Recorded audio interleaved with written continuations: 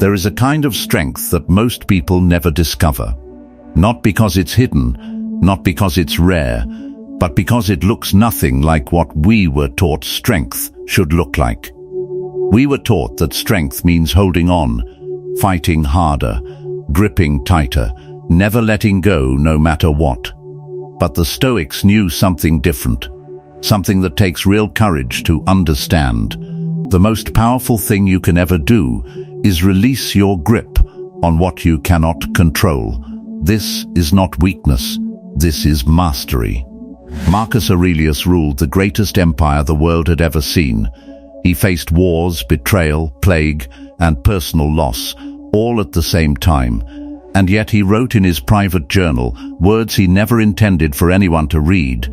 You have power over your mind, not outside events. Realize this, and you will find strength. A man with the power to command armies chose to write about surrender, not surrender to his enemies, surrender to reality.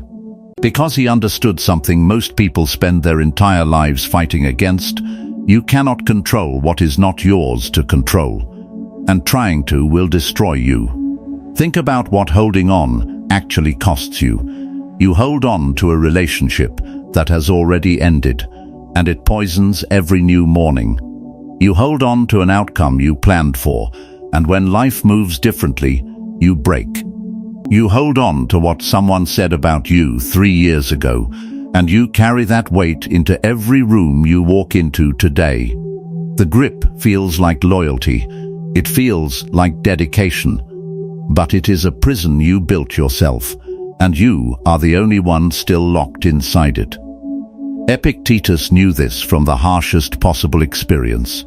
He was a slave.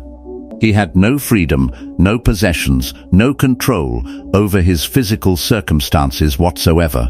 And from that place, from the absolute bottom of human powerlessness, he arrived at a truth that would outlast every emperor and conqueror of his age.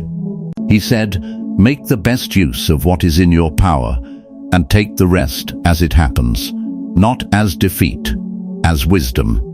When you let go, something extraordinary happens.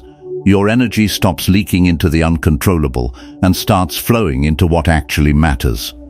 You stop exhausting yourself fighting the current and start moving with it. You become more decisive because your mind is no longer clouded by the weight of things you were never meant to carry. You become more present because you are no longer living in the past version of events or the feared future version. You are here, fully here, and that presence is a form of power that very few people ever achieve.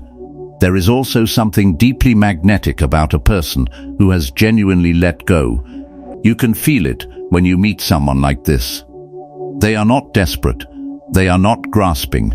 They do not need the conversation to go a certain way, the deal to close on their terms, or the room to validate them. They simply show up, do what they can, and release the rest. People are drawn to that energy without even knowing why. It is because we all recognize, somewhere deep inside us, what genuine freedom looks like, and we are drawn toward it. Seneca wrote, "Omnia aliena sunt, tempus tantum nostrum est." Everything is alien to us. Only time is truly ours. He was pointing at something most people spend their lives ignoring. We exhaust our time trying to own things, outcomes, opinions, other people's choices, circumstances that were never ours to own. And in doing so, we lose the only thing that was ever truly ours in the first place. Letting go is not indifference. This is the part that most people misunderstand. The Stoics were not cold.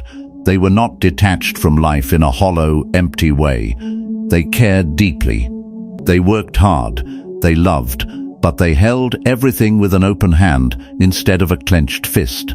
There is a profound difference between caring about something and being enslaved by it. You can want something without needing it to survive.